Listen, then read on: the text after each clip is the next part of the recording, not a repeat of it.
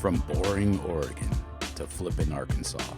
From Buttsville, New Jersey to Old Dime Box, Texas. Let's ride. We want to ride shotgun with you for the next hour, talking trucking with Deaton and Doty. What's going on, Mike? Not much. How's everyone doing today? I'm well. How about you, Christian? Yeah, doing really well. Really well. Yourself? What's new? Good. I was wondering if, since you're from New Jersey, have you ever heard of Buttsville, New Jersey? No, I have not heard of Buttsville, New Jersey. Well, these Where's are that real. near? I don't know where it's near, but Ian will tell us. But these are real towns that we found. And a funny story, I was so taken back by Boring, Oregon, that I really had to figure out what goes on there. So, Zach, do you want to play the call that we made today? Yeah. Everyone hold on to their butts. We looked up a business in Boring, Oregon, and I gave him a call. Good afternoon, Boring Brewing. Yeah, is this the Boring Brewing Company? Yes, it is. Hey, this is Joel Howe. I'm a sports anchor for a national Talkin Truckin show. Okay. Our trucks run out that way, and we're getting ready to record tonight. We were wondering if you guys got any exciting things going on out there in Boring. Well, I have a beer garden that goes on Sundays at my second location with live music. Oh, cool. Then we've got a AC/DC tribute band coming in July 24th. What's the name of the band? Bonfire. AC/DC They're out of tribute. LA. Cool. So to make a long story short, for all our truck drivers on the road that are coming through that area, it is not boring at the Boring Brewing Company. No, it's not. I couldn't help myself. So and Bill at the Boring Brewing Company in Boring, Oregon, was a good sport, and I told him we'd give him a shout out to his business there. And we went to his website and checked it out, and it's really cool. So Bill and the Boring Brewing Company in Boring, Oregon, we appreciate you coming on the show with us. And if you haven't figured it out, Yeah, I love how you're Joel Howe. Yeah. Hey, this is Joel Howe. My address is. Looked up that location of Joel Howe, Buttsville. the sports anchor for a trucking show. there you go. Calling him the beer garden. It was great. So today on the show, joining us, Dime Box. Dime, yeah. Well, I mentioned Old Dime Box, Texas, and I actually did make a call down there to the general store on Monday. Oh my God. And Ian was pretty embarrassed. It was on speaker in the office, and I asked him if this was the old Dime Box, Texas, or the new Dime Box, Texas, and she told me it was the old Dime Box. And I asked him if they had horse parking out front. I was new into town, and They do. she said they do. So that was interesting. I thought it was what was that guitar player's name? Daryl. Daryl. Dimebag Daryl. Dime Bag Daryl, yeah. Dime Box. Daryl. Dime Box Daryl. Close enough. Close enough. Hey, Jim Mackey, do you know where I've seen that box. Old Dime Box, Texas is? I think it's about 20 miles from where I live. From Brenham? Yeah, well, Burton. Oh, okay. Yeah. It's just north of Giddings. Well, if you go to the general store there, they have horse parking. So if you come from the farm, 400 miles. you got it. I don't know. I'll ride a cow over there. Yeah. Well, as you can tell, joining us on the show this week, Christian Sneed from the Dawson Fleet. We've got Ray and Jim Mackey battling Kumar, trucking questions with Kumar. The Wide World of Sports with Joel Howell. The Wild World of Sports. We'll get an Aaron Rodgers update. Maybe Christian will give us an update on his guy down there in who is he playing for? Carolina Panthers now? Is that who signed? What's his name? Oh, Tebow. Tebow. No. No? Oh, Oh no, it was Jacksonville. Florida. Jacksonville. Yeah. No. Trucking news with Darnold went to Carolina. You're right. Trucking news with Ian Dunlap, and then we'll take the show out with On the Road with Jim Mackey. So, Christian and Mike, what's going on in your world? Nothing, man. I got a couple guys to go over, but I kind of wanted to get your guys' opinion on something, maybe learn something from Christian and Russ over there. So I sent a guy into Florida, and this is how I do bad areas. Let's just take Florida, for example. Let's just use Florida. It's a seasonal area. So I sent him down there. He got unloaded. I don't know. His unload time was noon or so Monday. And then I had another short load planned for him out to pick up Monday afternoon, deliver first thing in Savannah Tuesday morning. And then I had him a load from Savannah to Memphis, which I knew I could get a good load. That was a decent load, and then a good load from Memphis and on for the week. So he got unloaded. Took him a while to get unloaded. They couldn't load him at his second stop because they were already closed by the time he was unloaded. So I guess my question is would you guys keep him in Florida to find another load for, say, Tuesday, short load out to deliver Wednesday, or do you deadhead him to load to Savannah? How far down was he?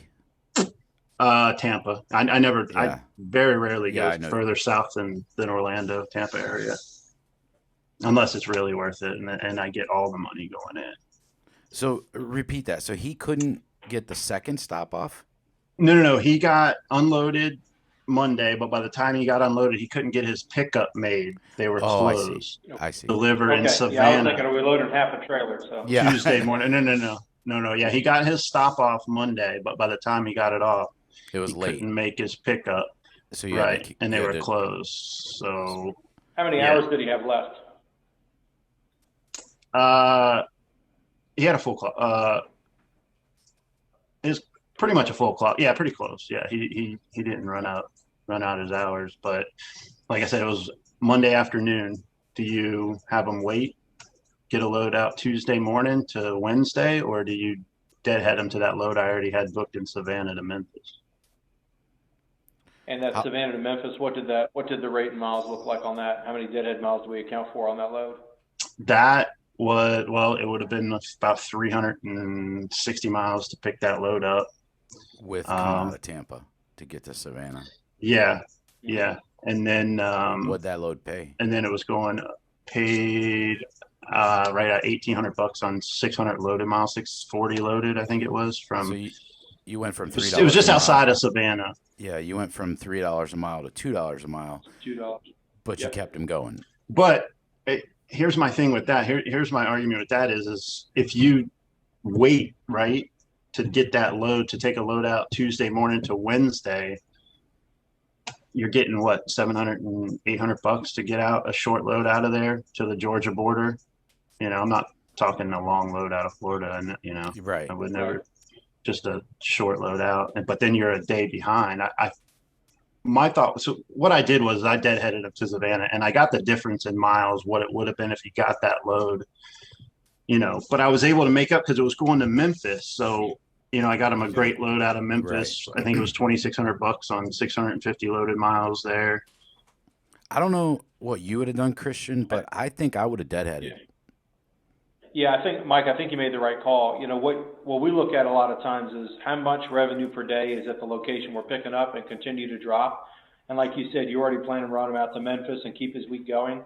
So why throw a $700 a day and a layover in there when you can crank what's going to be an average of $900 a day after that? Does it drop his cent per mile down to $2 a mile as opposed to $3? Yeah.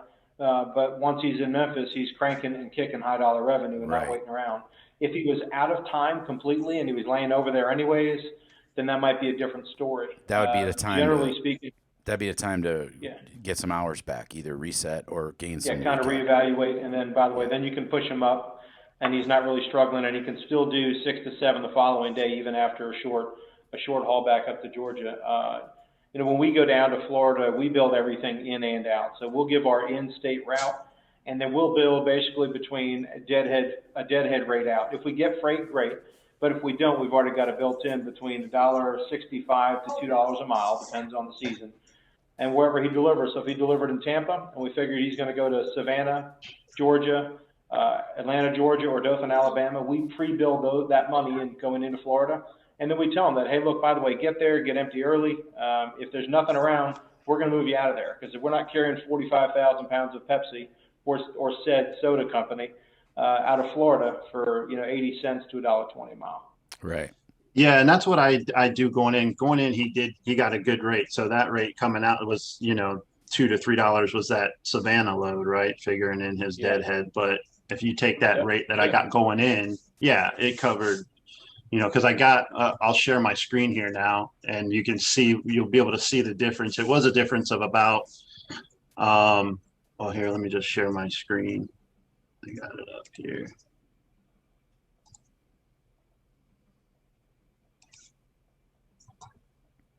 Can you guys see that? Yeah. Yep. All right. So let me go back here. So you see this, it was Lee that came down here, and this is 611 to, he'll be empty Friday. And the 260 a mile was me having to deadhead him out. The 285 you see is that load for 750 that, and I had it booked ahead of time, him coming in.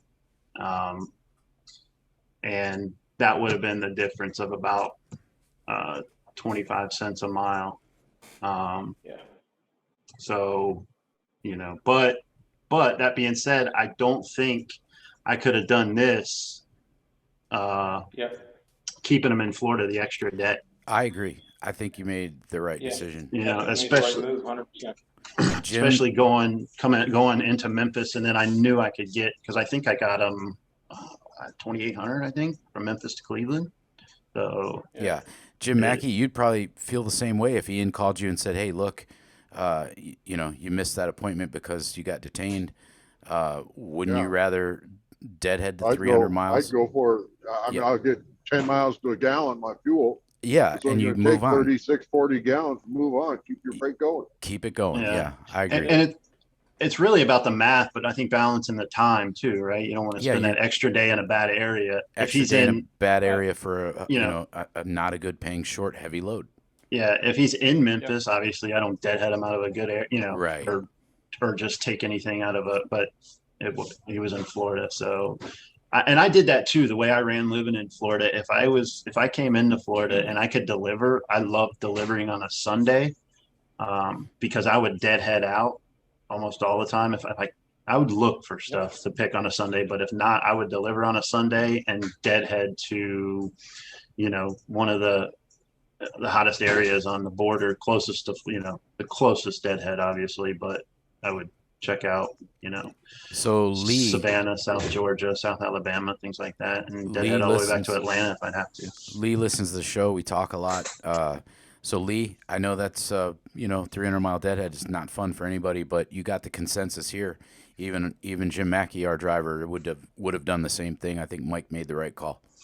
Yeah, I talked about it with him before, and he was on board with it. And it got him. And actually, the load he picked up out of Savannah was first come, first serve, so he was able to get that picked up earlier and get delivered in Memphis earlier than he would have had he taken the other load anyway. Yeah. So I think it worked out better for him. So that was his run from on all miles for he'll be empty Friday morning, and I already got him booked through the weekend. I got him a good weekend set up. Hopefully all goes well. I'm still gun shy after the past 2 weeks. I got PTSD. Well, I try to plan well. My guys, I try to plan and keep everything on point. So when stuff doesn't go like it should, and Mike, we all understand the frustration that you had the last week or so. I mean, I know everybody goes. Yeah. And Mike, just on your behalf, we understand because you care so much for your drivers and making sure that they make money. And so when it doesn't go right, or they could have done a little better if something would have went a different way, it's understandable, the frustration. So it's because you care. We all see that, and they see that. Yeah, Dalla. I feel so bad for him because he's just been, going on. I'll get to him in a second, but John, he's step deck has flatbed has all came up. This is his run. 611 to 618 empty Friday morning.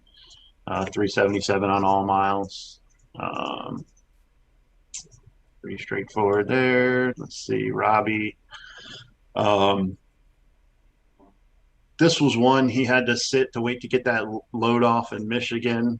So I kind of thought this was one of the problem ones where he was late. Literally, I think it was an hour or something. Ended up costing him, I think, about 2 or 3 days. This is the one we talked about last week. Yeah. About the cross docking situation, what we would do. But this is the run I put together after that mess for him. And then he's headed home for Father's Day this weekend. And then Dala, I'm not proud of this even. I gotta step it up for Dala because he's a good dude and works hard. But yeah, this was mismanaged some hours, and he certified them, and we couldn't do anything. Let me just jump in here, Mike. So I was on duty after hours this past weekend, and Dala called in, and he made a simple mistake. I mean, I've made the same mistake before. He left himself on duty for a long period of time, and he was just trying to do the right thing and went in and certified his logs without checking it. And it was a lot of hours, and it totally threw his wrench in, and he had to. Well, it cost him from delivering Monday morning to 9:30 at night on Tuesday night, and then he had to get safety was on him to get orientation done, and so he delivered that night, drove all night to get to orientation this morning. And he understood. I mean, there's nothing we can do. Remember this, drivers. If you should certify your logs every day. When you do your DVIR, certify your logs. But before you do that, I've left myself on duty for hours and thought I was off duty before. And go back and look at your logs and make sure you didn't leave yourself on duty. It's a simple, easy mistake to make. So just keep a note in your head. Look back and make sure, because you can edit if you leave yourself on duty for an extended period of time. Yeah, so I got to step it up for him. I'm not, the revenue there isn't bad. The rate per mile I don't particularly like, but it's not terrible. So I'll step it up for him next week. And by the way, before you get to the next guy, this was his previous week. That's all I got. But so we have, we were seeking a new after hours guy. After hours night dispatcher and weekends. So we hired him a few weeks ago. Austin started. He's going to work remotely. He lives in Clarksville, Tennessee. He's actually my nephew, so his name's Austin Deaton. So he's going to work remotely. He came up here for the last couple of weeks. He's been training in the office. He has several years experience in trucking, so he knows what he's doing. He just kind of needed to learn our system, the Transport Pro system. But he's a really hardworking young guy, and we're really proud to have him. He was going to call in. He's in between airports right now, or planes going home. He left today. So starting tomorrow night on our fleet, if you call in after hours, our main number, press 1, and on the weekend you will get Austin. And he's very good at booking freight. If you need help, if something falls through at night or on weekends, feel free to reach out. He's good. Yeah, that was something we felt was very welcome aboard, to Austin. continue to have. Yeah, a night person. Yeah, it's important to us. I mean, like Mike, I know you mentioned it at one point a week or so ago. Sometimes you get wore out when you're, and Christian, I'm sure you've experienced it over the years. I mean, sometimes I'm on the phone till 10, 11 o'clock at night. Usually it's with Ray or Mark Chavez. But Mark Chavez. Yeah, but honestly, everybody needs a break, and I've always wanted and had a night dispatcher, and I think we got the best one we've probably ever had now. He's absolutely very thorough. What's his coverage times? So he goes on duty at 4 o'clock Eastern time until 10 o'clock at night, and then and Austin's the type of guy, if a driver after 10 o'clock, there shouldn't be much on after hours unless it's an emergency, and we tell all our guys, hey, after 10 o'clock, just call Metal Arcs after hours, because Julian is on. during the week. If but you call Austin, the truck better be on fire. Yeah, but from 4 to 10 Monday through Friday, and then he's on all weekend. So from 8 in the morning till 10 at night, Saturday and Sunday, he's got his computer with him. He's answering the phone. I did the weekends for about the last a couple months, guys, and it really wasn't that bad. I mean, we get some check calls during the day, and Tina and I, she did, if we had loads to build, we had a few loads here and there to build, helped a few guys, booked a few loads, but it didn't, I could continue on with what we were doing over the weekend. It wasn't too bad. After about 5 o'clock, I rarely got a call. So when I was filling in until we got him up to speed. But yeah, I want someone there from our fleet to take care of our problems. So, and Christian, we do a call log. So Austin records everything. When we were rotating in here, they record everything. So in the morning, when our dispatch staff comes in, and we have a morning meeting at 9, that's the first thing we go over. So we are abreast of the situation of what happened last night. Past it. It's really important for us. I mean, we've done it different ways, and that's the best way we've been able to handle it. So welcome, Austin, and guys, feel free, call Austin, give him a hard time. It's okay with me. Yeah, that'll help out. Yeah, that'll be great. And Doty's guys, my boy. Yeah, Ray knows. And I try to always answer my phone, but man, and everybody's like, "Oh, working from home is so great." But man, I sit from this computer. I told Russ earlier, from like 6, 7 in the morning till probably 8 or 9 at night, and I don't leave my house. I got to figure out something to do just to get out of here. I joined the gym, but that lasted for about 2 weeks, and I literally hate it. But I Still went working for a 14-hour day, just not in the truck, right? Yeah. Oh yeah, for sure. I want to crawl back in the truck sometimes. He's been running on his recap lately. Yeah, exactly. And then what's funny is I got that gym membership. I used it seriously for about 2 or 3 weeks, and then it took me about 3 or 4 months to cancel, because you can't cancel online or anything. You have to go into the. Oh, that's Planet Fitness. Yeah. You have to go into the they place. got me for about a year and a half.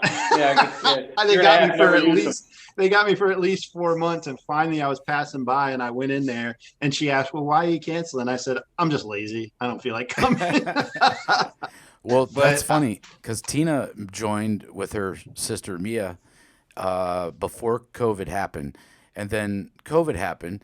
And Tina was trying to figure out for 2 or 3 weeks how to cancel, and you cannot remotely cancel. Apparently, you have to go in.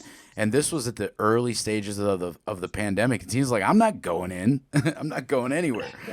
So she's still a member, and that was a year ago. They want to make you feel like a real POS for canceling. Yeah. Well, yeah, and so I went in to cancel. I went in person and canceled it. And then I kept seeing that the charge came out. I was like, okay, well, that's the month afterwards. It's not prorated or whatever. I checked my statement like a month later. It was still there. And I called them up. I was like, hey, I went in and canceled in person.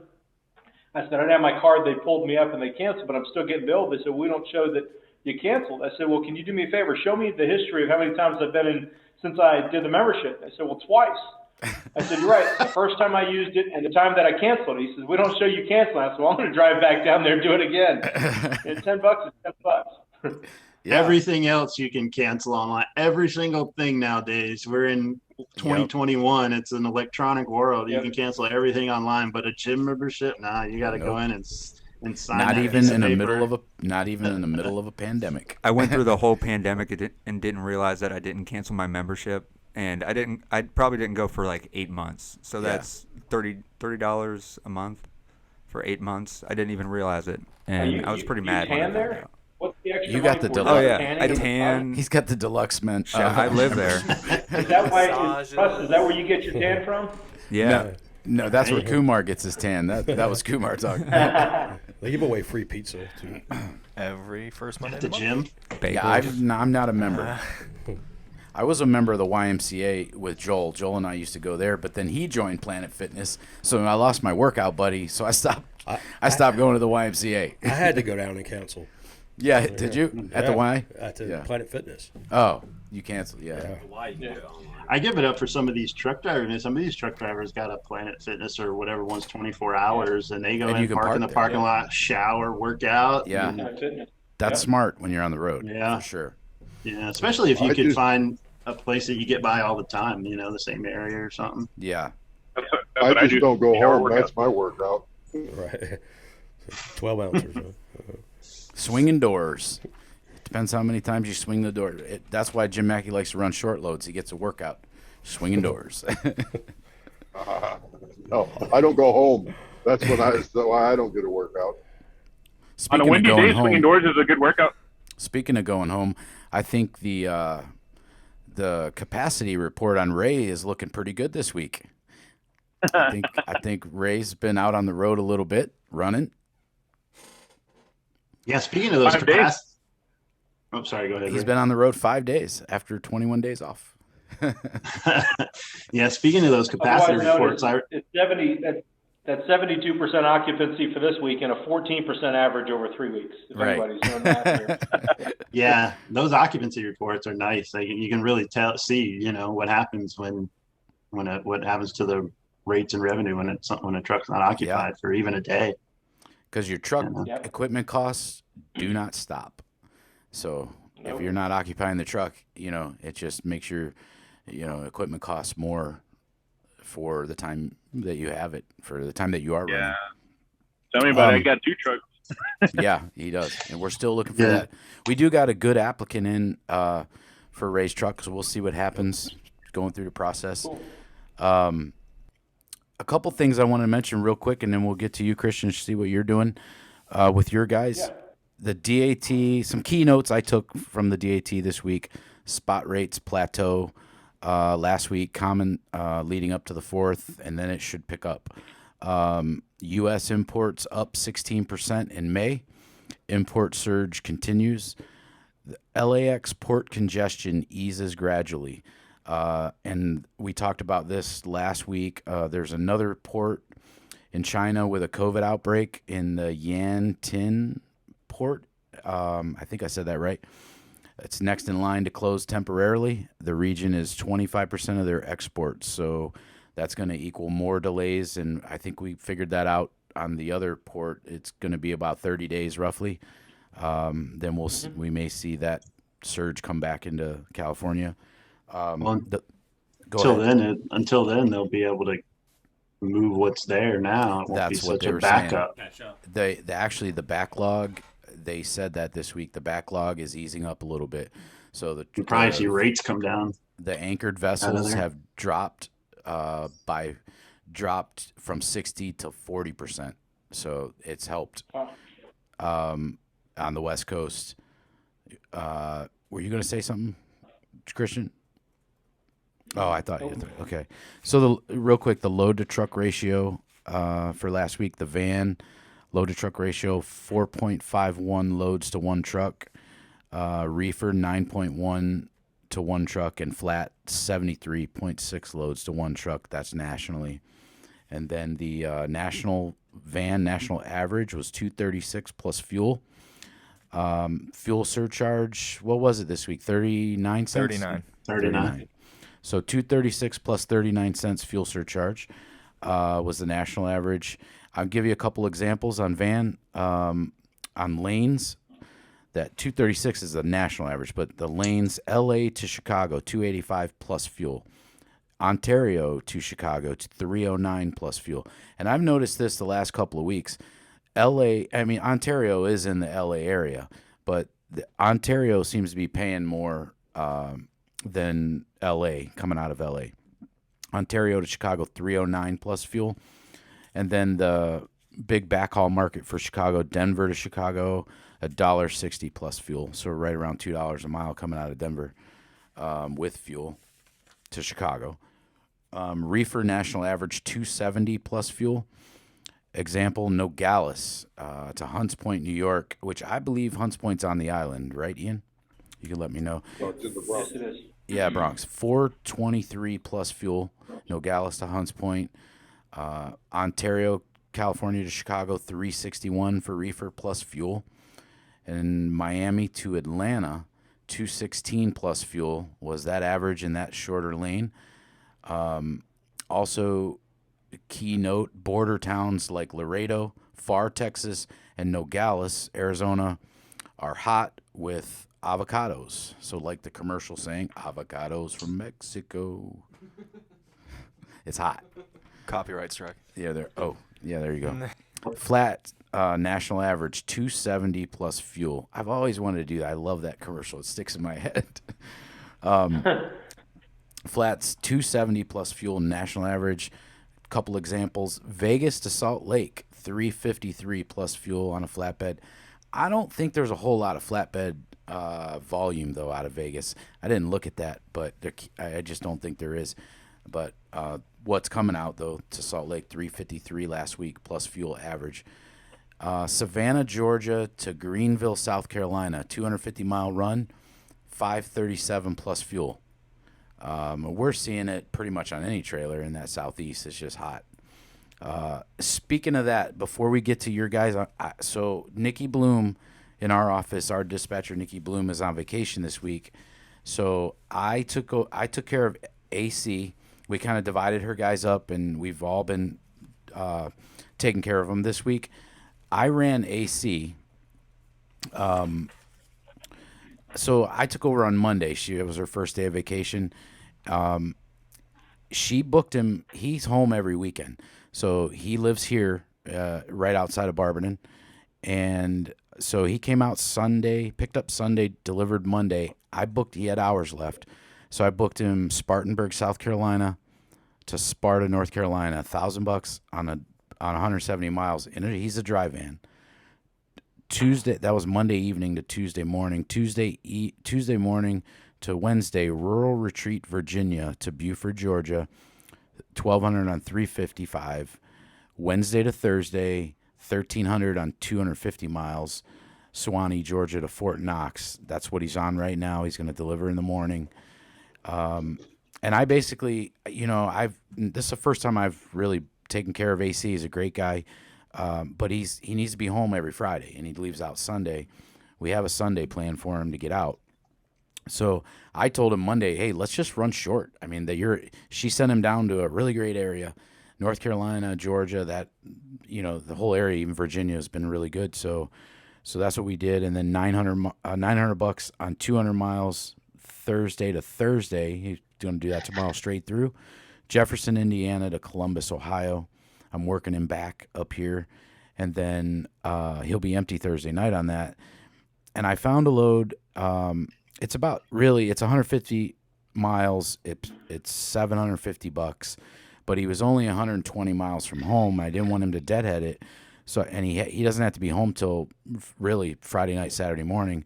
So this is a straight through shot, 750 on 150 miles. It was a little bit of a deadhead on that one, but total 5,150 Monday through Friday on 1,125 miles, plus 150 mile deadhead total on all those 1,275 total miles for 5,150, and that's a guy that's home every weekend. And he was enjoying it, and I told him I'm the king of the short stuff. I love running short for as much money as I can get. So that was really all I worked on this week, other than maybe a little Ray, and I helped Damien a little bit. So having said that, what's going on over there, Christian? I'll screen share here real quick. All right. Make sure you guys can see that. Not yet. There you go. All right.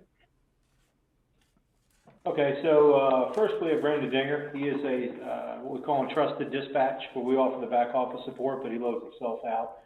He started off in Fuller, Georgia, moved up across the state up to Rossville, dropped there 1,400 on 554 miles, ended up reloading on Friday to deliver up into Kansas City. When he did that, he also got his reset, 748 miles, ran his clock, got his reset, still delivered about 275 a mile, and then came back out and finally dropped off in Denver. So he occupied his truck what we considered 71% of the time. I'll have to get with Chris on the Wednesday information on why he didn't get credit for Wednesday. But still 142% of his goal based off his occupancy, or otherwise known as 100% of his goal for 100% of what he occupied, considering his reset, and did $6,000. Not a bad week, fairly even for a guy that manages it himself. Next up is Charles. He did $7,950. He did stay out the whole week. As you can see, he went from Georgia down to Florida, Florida back to Georgia. Is he a reefer? New York, and is Charles a reefer? Actually, he is a drive-in. Okay. Yep, he is a drive-in driver, and then ended up in Weston, West Virginia. We have a customer out of Groveport. It's a little bit dead, probably 185 miles, give or take, from there, I imagine. He does a good job, keeps the door shut, and he is focused on driving. He is a dollar bill driven gentleman. So this is Quentin Brown. He's out of Virginia. He also occupied his truck 100% of the time. His routing, and I have a little different routing for everybody here, but it generally shows that the market's still what we consider on fire. I know, Doty, you said, well, he only had 223, or I forgot what you said, that dollar has was $2.30 a mile, something like that. We're getting very comfortable with having high numbers at $3 a mile, and I can't say it enough that we want to push as hard as we can, but be reminded that these are not normal times. I hope they stay as normal for as long as they can, but at the same time, I'm a realist, and the market always corrects itself. But he started off in Groveport with one of our customers, went down to Castlehane, dropped off, reloaded in Castlehane. Actually went over to Wagner, North Carolina, back up to Groveport, and reloaded Groveport back to Indiana. From there, he ended up doing a reset, as well as dropping off in Essex, Maryland, dropping $2,400 on Monday, and then finishing off the week with one of Russ's type loads, which is 350 miles for $1,200. He did $2.85 a mile. He did $8,400 gross, and just shy of $3,000 to get it. A little bit different of a run, but still through the Ohio, Pennsylvania area, $2.99. This is for Ronderosis, and it was $6,750 gross. Again, he was coming in and out of our customer location in Groveport, Ohio, going down to Baltimore, coming on back, and then going to State College, actually. I'm not sure why that didn't show up properly, but went to State College for a Monday drop. Again, doing roughly $3.50, $4 a mile for that Monday drop. And then got him back to Ohio, $900 on 377. Doesn't seem significant, but we're going to reload him heavy on Tuesday for this upcoming week. And, when I look for those short loads, Christian, sometimes you got to take 400 miles for $1,000 or $1,200. Sometimes you get lucky and you can run 170, 250 miles. I try and find those shorter ones first, and this is all through the week. But if I can't find that and I got to put 350 or 400 miles for 1,000 or 12 or whatever I can get, it's still good. You're still okay, Yeah. Yeah, you're right, and it also depends, where you're going with it. Where's your guy going to drop off at? Exactly. And then here we have Terrell Brown. He did 100% of his occupancy. He met 111% of that based off his occupancy-based revenue goal. First load delivered in Fayetteville, North Carolina, coming out of Beaumont, Texas. Then he reloaded there and ended up back over towards Dallas, Texas, and then back over to Omaha, Nebraska. His cent per mile was a little lower. He ran a different triangle or different runs for the week than most. So he stayed more south and east, and he's out of Texas, so it was going back to and through the house. Gotcha. Let's see here. Yeah, I think that's it. So, Christian, you mentioned, we love it, make the hay when the sun's shining, get it when the rates are great. And there are times, it's going to dip on the rate per mile, but something that I don't usually see on the DAT, this week they gave a long-term forecast for all three trailers, and I thought it was really interesting, and I wrote it down. I forgot to bring that up when I brought up the keynotes. When you mentioned that, though, I pulled it out. So they and you can find this on the DAT, the webinar they put up on YouTube. They put up a graph, and the three guys talked about it. For a long-term forecast through April 2022, van range from 190 plus fuel on the low end to 235 plus fuel. There's 3 different algorithms they use. I'm not going to get into all that because I'm not a scientist, but I think it's trusted information. And, it's a forecast, so it doesn't mean it's going to happen that way.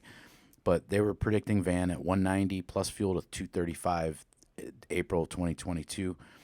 And there was a little bit of dips along the way. I mean, again, that's a year down the road, but that's where they had it at. Reefer 235 plus fuel to 280 plus fuel, the April of 2022, and the forecast for flats range 235 plus fuel to 280 plus fuel. So, and one thing they mentioned on there about that is they didn't see. They see some dips here and there. You know, typically you get that even January, February dip a little into March with every trailer, but that's where they were seeing it. So they're not seeing the huge correction back to the, you know, the really poor market that we went through a few years back. So I that was a kind of a little bit of a, you know, a bright spot I saw when, you know, when I did watch that. I just, you know, Russ, and like you and I have both know that we look at a lot of the other trends and what the market's looking at, and and I'm all about the optimism. At the same time, I'm a realist that typically there's some tragedy or some event that happens that typically takes it the other way. I think the one thing we have working for us is herd immunity and opening up of obviously sporting events in the rest of the country and travel and things that have not been here. And we don't have the truck and trailer equipment nor driver and asset capacity that we did prior to, and we didn't even have it prior to. It was kind of like this lull that ended up helping fulfill the broken, you know, supply chain. I'm with you. I think it'll last. You know, my indication is kind of like, let's see what happens in January. Yeah. You know, I expect it to be solid all the way through there. I think how the market reacts to some softness during the returns and everything else from holidays, like you said, January, February, is a pretty good indicator. But the market typically has a way of correcting itself. And I hate it, you know, because I love the fact that we have guys going home for Father's Day. There's nothing that made me happier in talking to Chris Taylor today, and he said most every one of my guys is going home for Father's Day. There's the business side that says that, you know, you got to make when the sun shines, but it is about work-life balance. And I think for once, there's enough money to be made out in the market, more than enough money, not for once, but for once more than enough money to be able to take time when you need it, or even when you want it, and to take those trips. As long as you're disciplined in your financial approach. Well, I think speaking of that too, one thing I got several drivers doing, because they're making a lot of money, is, you know, and I've talked to them about this, putting money back for repairs. I've got several guys that have thousands of dollars in their reserve, and you know, some guys just won't. They want to save it on their own or whatever, but then when something breaks, they need a loan. You know, and that's, you know, listen, man, when you're bringing home $6,000-$7,000 checks, and then, you know, you break down a month later and you need a loan for that truck. I mean, you got to think about that when you're rolling and it's good. You got to put some money away. I'm a big proponent of that. I do that with Jesse on our company truck. I'll be honest with you. I got super singles on that truck. You know how much a super single is to replace. And I've got 4 of them on there on the drives. So Jesse, I had about, I don't know. Well, Jesse told me, he said, I'm getting close on 2 of them. And I said, we're probably going to need to change all 4, but that's $2,000. It was with labor. It's probably $2,400 for 2. And, so I told Jesse, I said, we'll swing in and let's get the 2 this week.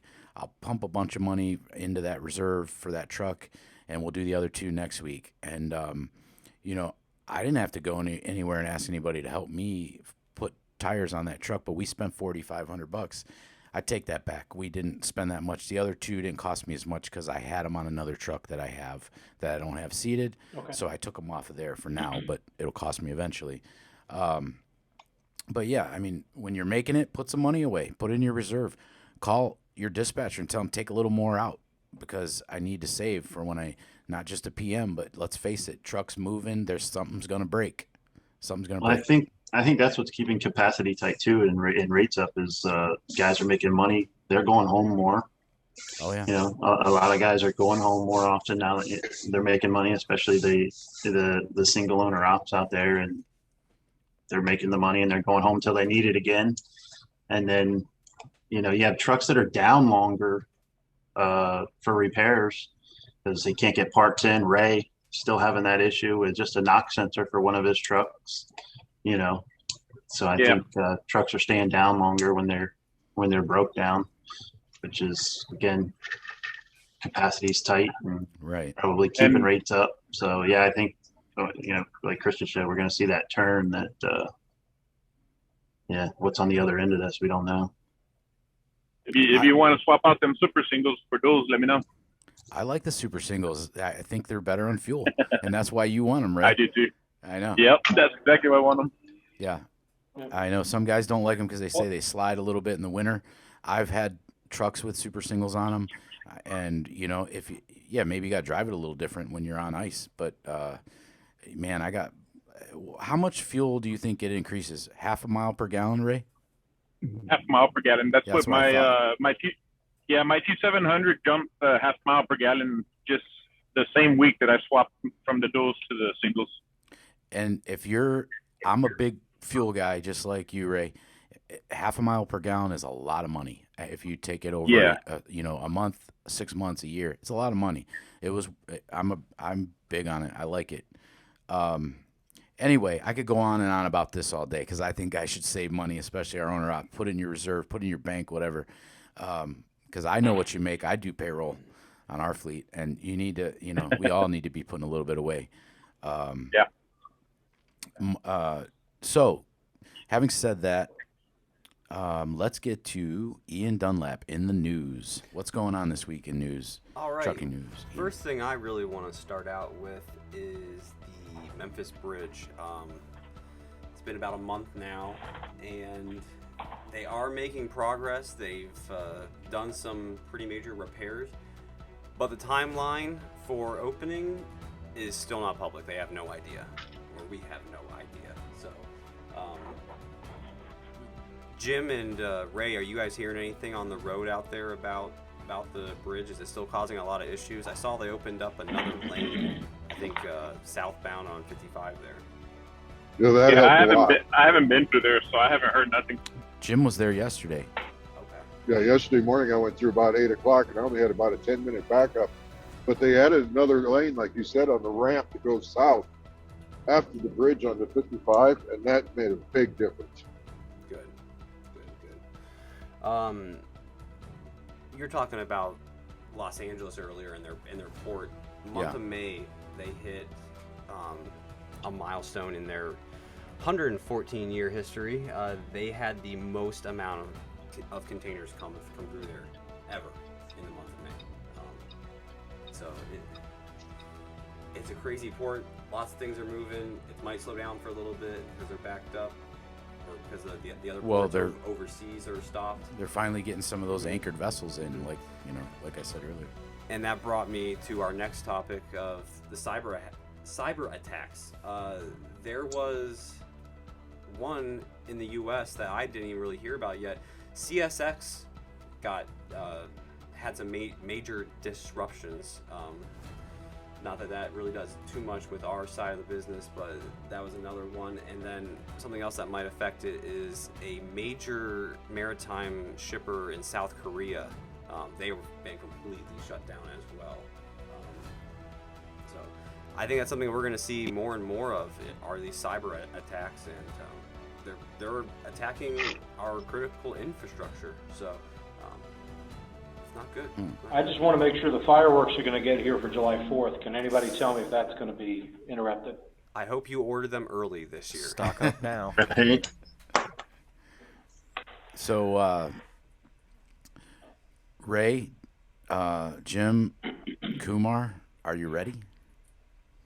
Let's do it. Ready. Trucking with Kumar. Joel Howell has his questions this week. Kumar has to eat sardines. We do have sardines that have been sitting out in the sun. Just bacon. All right. Well, you heard him. Getting to it. All right, guys. Welcome to another round of questions with Kumar and Ray. Are you guys ready? Ready. Ready. I'm ready. So All remember, no one answer. Let Kumar have a chance to answer, and then Give me a Ray chance.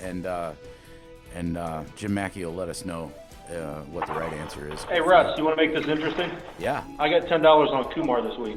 Oh, yeah. I got my That's money. a lost $10. I'll put my 10 on. It's not a confidence. I'll put my 10 on Ray and Jim Mackey. I'll try my darndest. All right. Get into it. If you guys lose, I'm booking your next loads, guys. First question. Oh gosh. Multiple choice. If another driver is tailgating you, you should A, move into the left lane, B, speed up, C, increase your distance between you and the vehicle ahead, D, tap your brakes.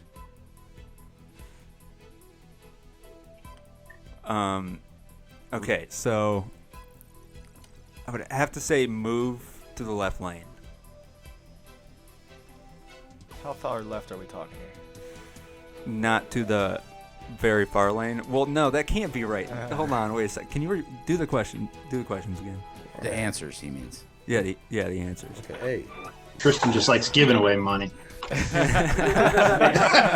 hard to listen to. Lost $10. It's really hard to listen to. All right, Kumar. If another driver is tailgating you, you should A, move into the left lane, B, speed up, C, increase your distance between you and the vehicle ahead, D, tap your brakes. C, increase your distance. I agree. No, because the left lane, if you did that, you can't be in a truck going in the left lane. You Well, don't you have to can, but justify that's the yourself. passing lane. Yeah, just stop. Just stop. Okay, let's keep the score here. It's 1-0 Kumar. He got that one, Ray and Jim. All right, guys. Question 2. How many Pontiac Trans Ams were used in the movie Smokey and the Bandit? I love it. A, 2, B, 4, C, 8, D, 10. Kumar. D, D? 10. Is that your final answer? It's my final answer. Come on, Jim Mackey. I'm counting on you on this one, buddy. 8. Ray? Hey, No. They can't both answer. Okay. Well, they both said the same thing. Yeah. Okay. what do you? Okay, so I'll go with C then. 8. All right, you're going to say 8 as well? They're all wrong. Okay, you're all eating sardines. What? It was 4. No. 4. So Pontiac gave a total of 4 cars to the movie, 3 to use, and 1 as a promotional vehicle to drive around and advertise Smoking the Bandit following its release in May 1977. The 3 vehicles in the movie were destroyed in various stunts. The promo car did belong to the late Burt Reynolds and did sell in 2014 at the auctions for $450,000. Okay. Wow. Okay, so So it's who all was born in '77? I was born. Wow. So did Jay Leno buy it? Mike Doty was born. Probably ran through it one time. I wasn't born. So they did Smoking the Bandit on a budget, huh? Yeah, On a he car wasn't even a budget. fetus then. I'm an 80s baby. So check it out. We're 1-0 Kumar, right? Yep. Yeah. Okay, they didn't get that one. All right. Let's go, guys. Come on. Kumar, what is go, a Kumar. 1020? Do you have answers? No. What is a 1020? That's it. You usually help them a little more than this, Russ. What's No going on? multiple choice. Can we make it a true or false? I like. If you had binoculars, What is a 1020? you'd be able to see the answer. I don't know. Should I give him multiple choice? No. Absolutely. Absolutely. All right. Well, you know what a 10-4 is. So what is a 10-20? And you know what a 10-100 is. Zach, be quiet. Okay, There's so what's no- between? He didn't want to. If he wants to phone a friend, he's got to say that, and he only gets half a point if he I'm gets only it gonna right. say it. The answer is literally in front of him. You could say it differently, and I bet he'd get it. No, don't. You know what I'm saying? I already most read his people know what question. I'm talking about. I don't know what you're talking about. A Zach, 1020. What is a 10-4? That's the question? no. What is a No, it's a 10-20? And don't 10-20. answer yet, Ray, Oh. because he's got a Man. chance. Okay. And before I'm anyone mistaken. answers, after he answers, let me ask him a different way when he's ready. Okay. Okay. That means For half a point. I don't get it. Like, you know how like You don't get it. 10-4 is like, yeah, You're on the right all track. good, and then Okay, You don't get it all right. Let him ask. Okay. Let him ask you a different way. all right. Let me ask you now. Okay, so what's your 20? oh, so it's like Ray, Jim, Yeah, location. Yeah, he knew it then. Yeah. I thought he would get it because we've talked about that in here. We asked what's your 20 before off the show. I know that. He knew it. Okay, All right, so 1-1. Look at Christian. Multiple choice and next, 10-4 right? is I got affirmative. this. Are we ready? Actually, Here we go. the 10 part threw me off a little bit. CB talk. Kumar, what does GOAL stand for? We've talked about this, Ted. No multiple choice. The load's What? been delivered. It's an acronym. The acronym It's an GOAL. acronym. Yeah. GOAL. GOAL is And an acronym. Doty talked about it in the first episode. What does it stand Yeah, for? we have talked about it. Go over a little left. That does, the convincing. acronym doesn't fit. You were pretty confident. So is that Ray. Gall? G-O-L-L? Yeah, right. I was trying to make it out too. Ray? Yeah. Jim? Get out and Yeah. look. Thank you. Yeah. 2-1. Get out. My Yeah, guys. It was that first episode. Ray was in and out of his truck. All quite a right. bit. I thought of that question. Get out and Thank listen to La God. Bamba. Get out in La Bamba. You got another one, Joel? All right, here we go. On average, how many gears are in an automatic semi? I'm waiting for these multiple choice answers, but they're never coming. That's a tough one. It's 'cause between, they're all- Well, it's okay, between 1 and okay. 18. Let me give you okay, so we'll make this a little bit easier. No, don't make it No? easy. Okay. Don't Don't make say it. anything. Okay. I'm not stupid. Well, it could be different. That's what I'm saying. I'm gonna just say this so everybody's clear. On average. On your big fleet trucks that don't have an extra splitter. What's a splitter? You had that We covered question. that question. So yeah. I'm gonna say 8.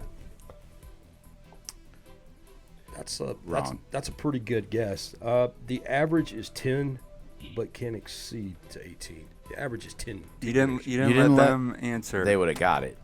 Right. No, they might Joel, not no. have. You never know. Joel, You never know. Joel, you didn't let my Joel, guys answer. All right, I'll Didn't throw you it say- I back. only drove one. I only Right went for one 5. automatic. Joel's in for 5. We got one more question, Joel, so we can see if he can tie this All or right, here we we win. go. Here's for the win, guys. Ready? Come on. Is this for How 2 long or is it? 1? It's 2-2. It's 1. He didn't get it right. No. Here we go. No, I was asking, is this final question worth 2 points or 1? That's all I was asking. You want to do Yeah, let's do 2. 2 points. Double Bonus or round. Like a daily double. Bonus round. Daily double. Joel, Jim Mackey, don't let me down. For the bonus. How long is a typical truck stop shower wait? A, 5 minutes. B, 20 minutes. C, 2 hours. D, go right in. Oh man. It depends on Are where you you're at at. TA If you're or in at the middle of Lowe's? nowhere. Christian's like, I've been scammed. Well, And I'd this say is the multiple choice question, right? yeah. All right, what'd you say? Time of day, location. I need all that stuff. If Right. it was To the give end of the an shower, I'd accurate say answer. it would be D, but I'm gonna say 2 hours. Ray?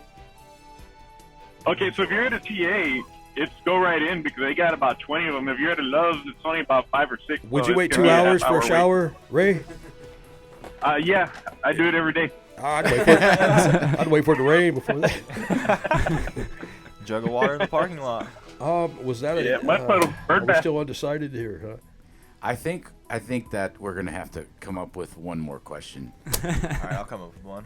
Okay. All right. What was the answer though for that one? What is a runaway truck ram? There is no answer. That Yeah, was a there's joke. no Yeah, answer. It there was is kind no- of a fun that was question. gonna be. It's 10 week 11. I'm running out of There we go. Running out of content. So I literally can't think of anything. okay. Well, Go to the We're gonna have CDL to send practice Joel test. on a vacation for What does for CDL inspiration stand for new questions. no, I got one for There you. you go. Name the big 3 truck stops that service most of the trucks in America. The big 3.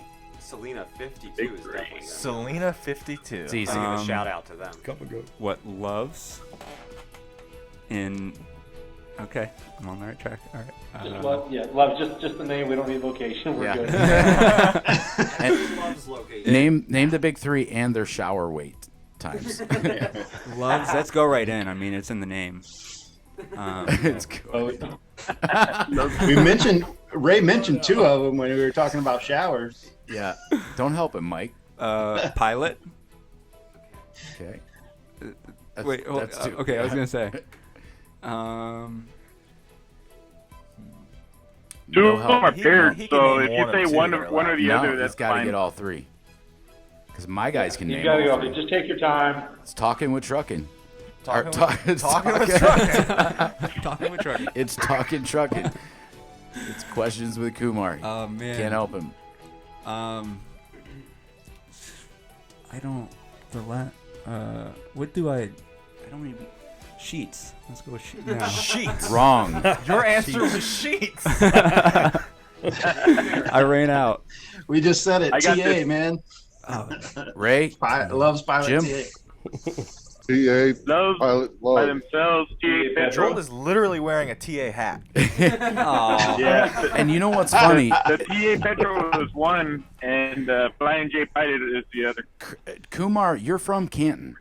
There's a TA right there Probably Really? pass it every single every day. Is it off of? Yeah, but can you get a 77? schmuffin? You know, Except- can you get a schmuffin? No, you can't get a schmuffin. I think See it's it from his exit backyard. 111, 110 or 111, right off of Ray ju- 77. Portage Ray Street? just mentioned Yeah. that Yeah. TA I know had where it 20 is. showers. How could you not From the get Gießen that one? house. I never look at it. Christian, you owe me 10 Ray bucks. gave you the answer in the previous question. Yeah, he did. Yeah. You owe me 10 bucks, Christian. I'm sorry. We also owe him an Venmo, it's entire coming your steak way. dinner. Right. I know. And speaking of that, Chris over there at the Dawson Fleet, you need to get on him and get on Christian and let him know, get him to get this date figured out so we can come down there and spend the money on you guys on steaks. Yeah, don't them truck drivers from the TA reach over to Kumar's backyard and steal apples from his apple tree? They do. Yeah. I mean, they're right Wonder who there. that was. Yeah. Those They're right avocados. there. Check the calendar. So, Jim, Yeah. what's been going on? You talked about the bridge. You went through that yesterday. I know you're having a Yeah. nice week. Where you been Yes, running? I am. Well, my week actually started when I left Iowa at Mom's place. Week ago Friday. I went there, went to Dallas. And then from Dallas, I went Waco to Los Angeles, Sacramento. And then Manteca to McDowell, Georgia. I delivered this morning. And now I am loaded in Madison, Georgia, going to Terrell, Texas. You've been around in the last week, and that was what is that about a Be almost $10,000 week? 6,000. Oh no, I thought it was close no, to it's that. gonna be with the 3-4 loads total. It's gonna be about, I'm thinking 14,000 to the truck Nice. for Okay, I was off. about 6,000 miles, Way 6,200 off. miles. Make a pilot jealous. 14,000 to the truck. That's not the gross amount. Yeah, that's For a big week, 6,200 and so that's miles. what got billed out this week, right? Because your last load got billed out today. No, they That's what I'm- got paid off with different runs, different Yeah. times, but Well, whatever it is, Jim, it's a huge week for you. It's real nice. yes. Don't thank Ian because I was behind the scenes putting it all together for you. Ian did absolutely nothing. But you know what the worst part about I all had this nothing is? to When do I with it, went- Jim. Honestly. I went through El Paso and I got my air conditioner fixed. It only worked for one day. So I had to go all the way up through California, across, got clear over to Tucumcari like 4 days later and got it fixed. Yeah, I remember that. It was 102 going through Needles. That's a Way dry hot. heat, though. Not bad. I don't care if it's dry or if it's wet. It was hot. It seems like summer rolls around. That's when your AC starts failing. 2 years ago, I had to replace the AC in that orange or white truck behind me, right at summertime. And Yeah. then John, just in his international, just 2 months ago, had to replace the complete AC system. Speaking And of then- AC systems, Mike, and everybody, tell your guys. I've noticed this on several of our guys. There's a cabin air filter. You got to change that. That's that's I clogged up yeah. and killed the motor in several trucks because guys weren't paying attention to that. So Do it in your cars Yeah. too. and do it in your If cars you too. leave Yeah. your air conditioner on max air, it recycles inside Cool. and it doesn't go through that filter. Yeah, Oh, yeah. okay. There is a filter though, Jim. I know on that Kenworth that's showing behind me, there's that recirculate filter that's behind the dash, and you got to take the Front. to You get to You it. gotta pull the motor out. Pretty much. You got to take the Glove box? on that truck, the glove box out, and it's a real pain. And I did mine, and it was it hadn't been done since I bought the truck, and I did the research. I've been trying to find it in this one, and I can't find it. I can tell I'm telling you, it's yours is behind the glove box, Jim. I just replayed. On that international, the one that's here in our yard that I've been going through with our mechanic. Air wasn't working. That's the first place he went to, and it was behind the glove box. Same truck as you have, Jim. So, and if you need help, there a little bit harder. And if you I need was help, talking with Kevin. You can buy that foam stuff, that washable foam from Amazon. Kevin told me he replaced it with that. You don't need to buy the filter from the dealership. I think Kevin's told me the same thing. But if you need help finding it, Jim, just call us, and Ian can give you the phone number for our mechanic, Troy, that's mobile, and he can tell you exactly. He knows those trucks because he's working on. Well, I tell you what, it's not plugged up because I don't turn my fan over 2 notches, and it blows me out of here. Well, anybody in those internationals, or any truck, just make sure that's getting changed on a regular. I know. Like I said, I know on the Kenworth, the outside air filter is on the passenger side under the hood, but then that recirculate filter is behind the glove box. That's a pain. Yeah. So a couple things. AC and I were talking today about that OPS system, Ray, that you have that you put on your one truck a while back, maybe a couple years ago. Yeah. Why don't you explain that? Okay, so I guess the best way to explain the OPS, it's kind of like a onboard refinery is what they like to call it in the advertising. So what it does is that your average main filters will filter down to about 20 micron, I believe. And this is a bypass filtration. So what it does is it takes the oil out from the engine through a high pressure line inlet, and it filters down to 2 micron. And then it returns it to your crankcase through the drain pan or through a gravity drain line.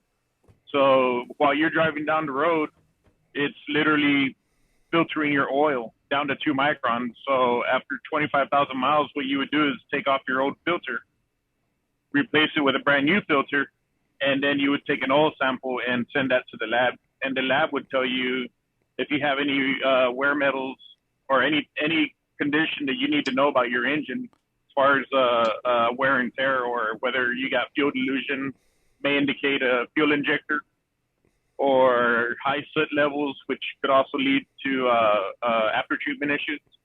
So on and so forth. That's generally what it is. Yes. So they're just emailing you the results, and you read through it, you're reading, and so you're, instead of spending $500 every 2 months, Ray, on PMs, how much is it costing you? If you had to guess, the cost of the filter is about $50 roughly, and that includes the mailer to put in your sample and mail it off as well. And so it's about $50 in oil change. I mean, I'm sorry, $50 is filter change. And then maybe air filter, maybe throw that in. And so you're saving what, $300-400 every 2 months? Yeah, roughly, because every time I change my oil, it's roughly about $480. And the advantage to this as well is that you can also use the best quality oil, which would probably be like a Rotella T6, which is a full synthetic. And you can leave that in the engine, so it's not a waste. Every $25,000, you're not draining it and throwing it away when it's good oil. So you can buy the more expensive oil since it's going to be in there for about a year to 2 years. Right. And the filter just, all it does is takes out all the contamination from the engine. Yeah, and that's why I wanted to ask you about it, because AC and I were talking about it today. I've had several other drivers talking to me about it, and so if anyone has any questions about that or the overall savings, reach out to me, reach out to Ray. We can get you some more information. Ray, you just bought it for your second truck, right? It's on sale. Yes. Yeah, it's on sale for $585 right now, and it always goes back up to right around $900. Oh wow, I might order that then. Yeah. Yeah, it's on sale right now, and it'll come down like right around the holidays. It'll come out just right now. The reason why it's on sale is because it's out of stock. But I if was you buy it wrong. now, you get locked into that sale price. I told AC because I didn't know how much it was, and I know you texted me, Ray, when it was on sale, and you told me, but I couldn't think. And AC asked me how much it was, and I said it was, I don't know, $1,200, $1,300. So It's normally about I nine should have something sold when it I to looked him. into it, I think. But we Yeah, don't it's have any affiliation with this company or anything. Ray's just a firm believer in it. He's put a ton of miles on his truck. It runs great, and so I'm probably going to do it on the truck that I have Jesse in. Jesse's a pretty good mechanic. He's our company driver, like I've mentioned before, and he keeps on me about. Him and Ray have talked about it, so he wants me to get that for that truck. So that's why I wanted you to bring it up, Ray. Yeah, absolutely. And you got to keep in mind, too, the oil doesn't go bad. It just gets dirty. Yeah. So the system pulls all the contamination out of it and then returns it back to your engine. That's all it's doing. Yeah, it's pretty simple. And it'll pay for itself in about 1.5 oil changes. If you got to figure a regular oil change is $480, if you're buying the system for $580, I mean, you're already it'll pay for itself in 1.5 oil changes. So. Yeah. So when an oil, let's just say 25,000 miles, do you just change the filter on that system, or do you change all your filters? For a whole truck? So what you do is the very first not oil change, the very first filter change at 25,000, you're going to spin off the 10-inch green filter for the unit itself and put a new one on. And then the next 25,000 miles, you're going to do the same filter again, plus your main filters on the engine. Gotcha. So every other 25,000 miles, you'd be swapping out your main filters as well with it. Yeah. But the oil stays in there, and all you're going to do is top off your oil, basically. So you're going to buy oil just enough to top off what you lost during the change process. Yeah, I looked into that a while ago when I was on the road for putting it in that orange truck behind me. I just never pulled the trigger on it. I should have. Yeah. I mean, it's a lot of money you could save. I mean, on my other truck, I changed the oil. The oil was still good. All of my samples are reading good. They're actually getting better as time went on. But the here was because I was losing base on the oil. And on that car engine, you don't really have a way to put base back in the engine.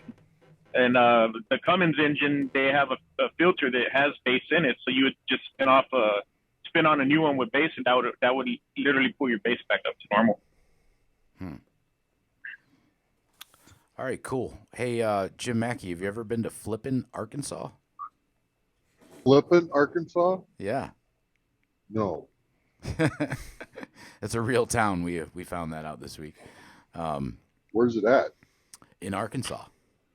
Well, yeah, but it's right next to Floppin. I don't know, but we're gonna send you there, Jim, to be our correspondent on the ground, and so Ian's gonna put that search in for your destination one of these weeks, and we're gonna get some footage of Flippin, Arkansas. He's gonna ride a cow there. Yeah. So before we get out of here, Joel, let's go with some sports. Let's update our drivers, what they're missing in the wide world of sports. All right.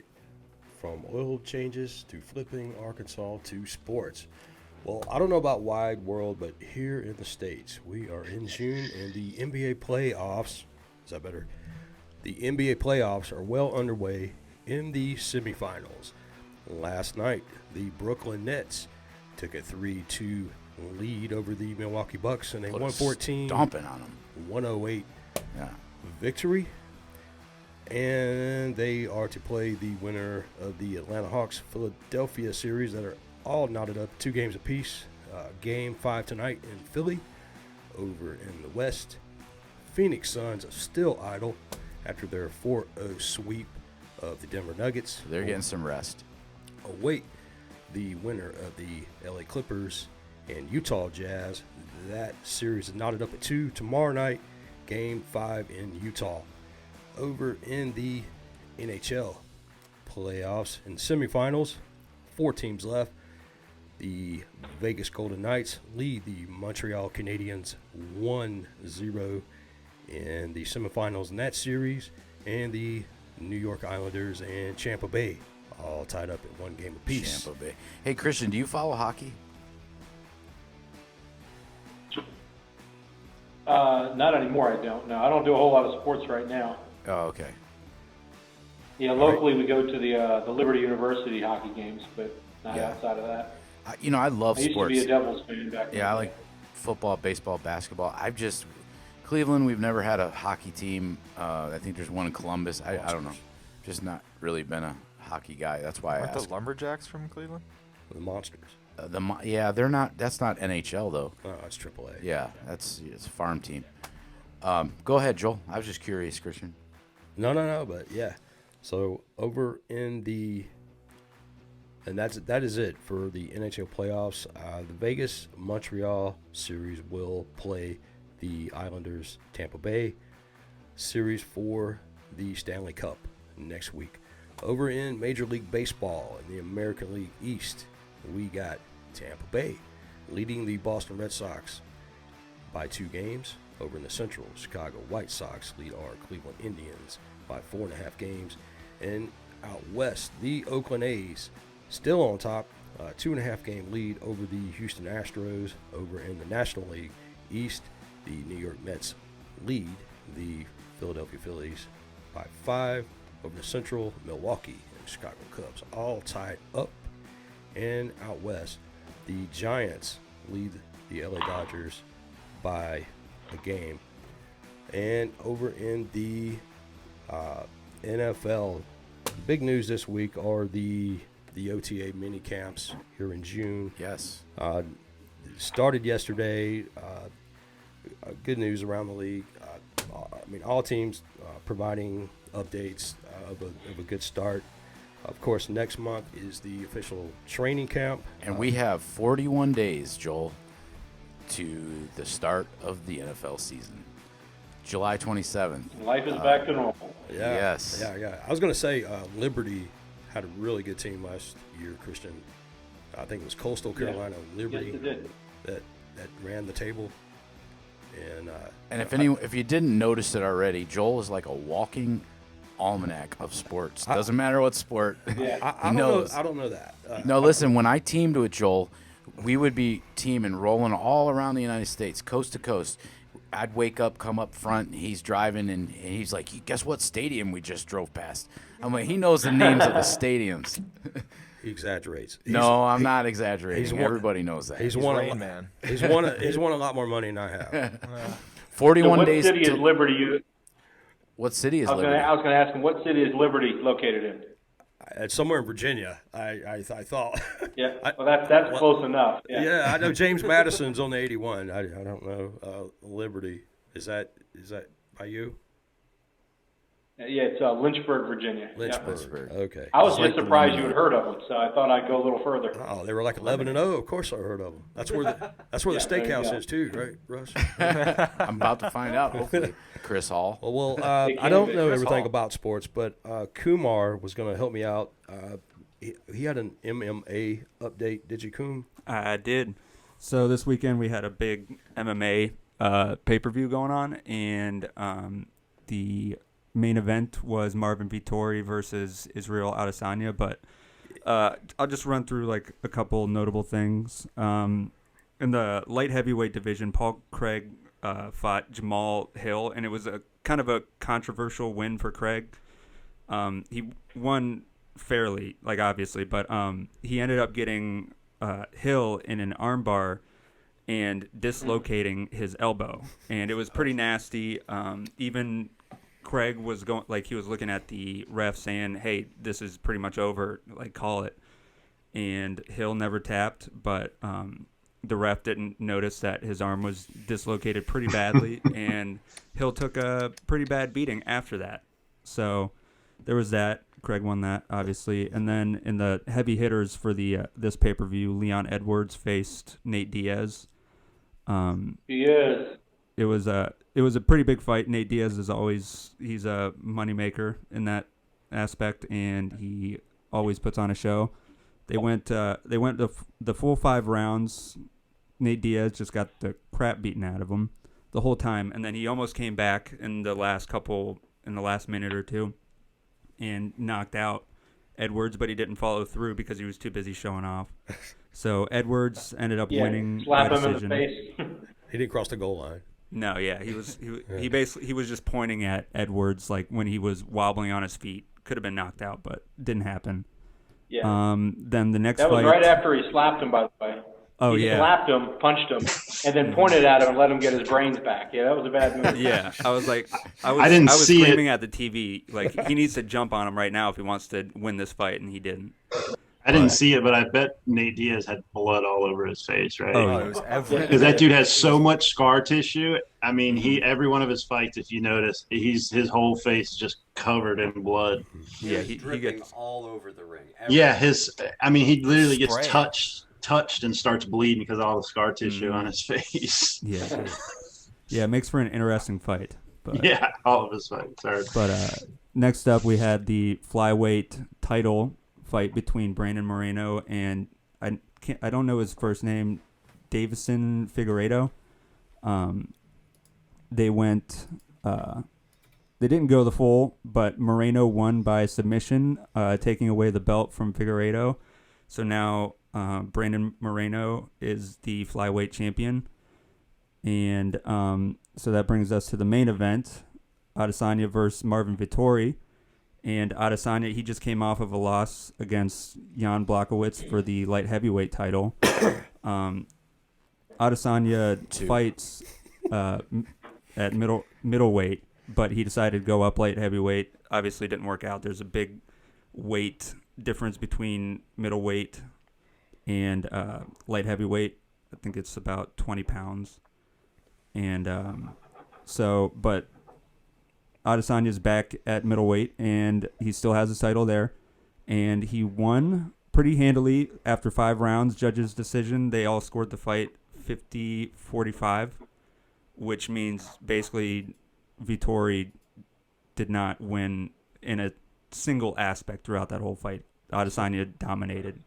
So, yeah, Adesanya's on top still, middleweight champion. Has Nice. no teeth. How long did that go on for? Like, what time did that end? It was like 1:30, 2 o'clock. Yeah. Wow. I left your house at like 11. No, I was dying. I could hardly stay awake, but I did. I got a question. By the way, great enunciation of all the names. I could not have done that. So hats off. I got Thank a you. question. When are we going to get a Logan Paul versus Jake Paul fight? Because I really want to That's watch news something spin. else. I would watch that, and I don't watch MMA. I like boxing, but I don't watch MMA. But I would them boxing, right? They would box, right? Mhm. Yeah, I would watch that. No, Yeah. I want them to go at it with swords. That would be Nice. Yeah, that'd be cool. Ian, who doesn't know what a first down is. I want to see a gladiator fight. Yeah, we need to bring that back. The Romans had it, right? Yeah, get Maybe a some little horse lions. racing and golf next week. Hey Jim. Hey Jim Mackey, have you ever been to Boring, Oregon? No.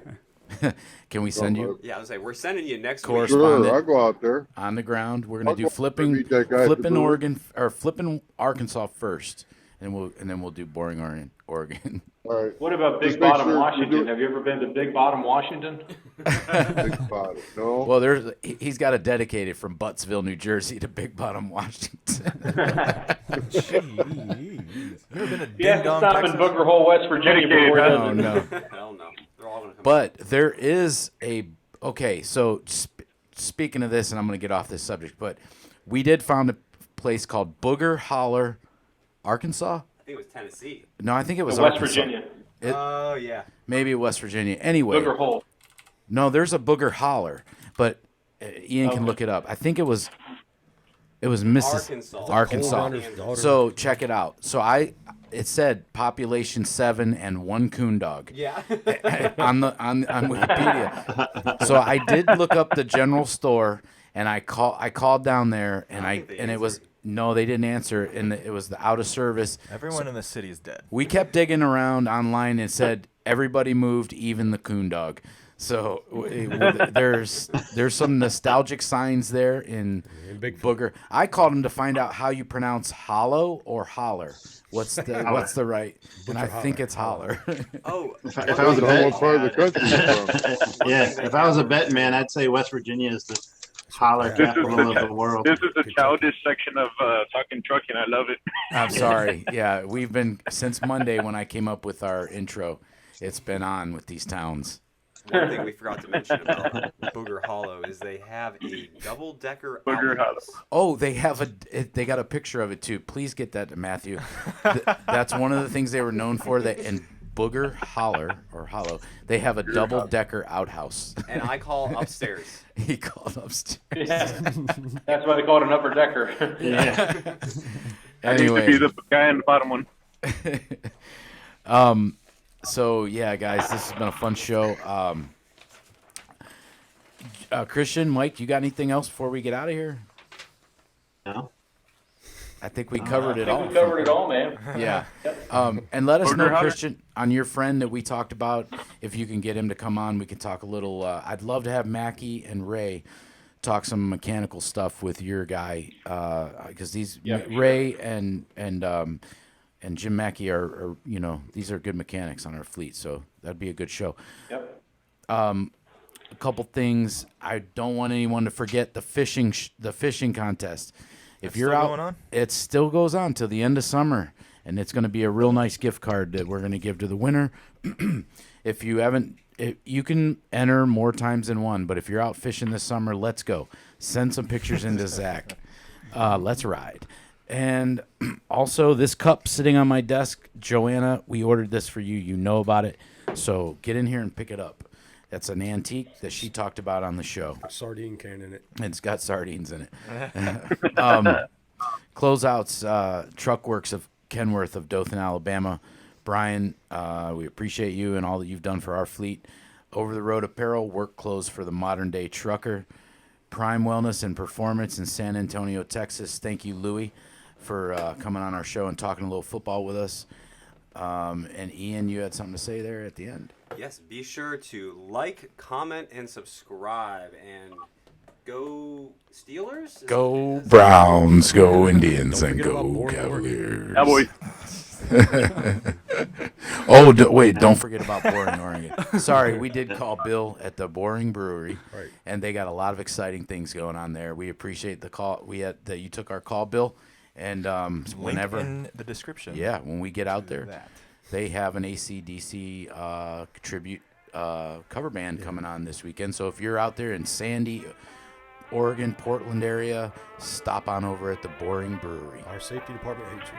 Go Browns, go Indians, and You gotta send go Mark Chavez there. Cavaliers.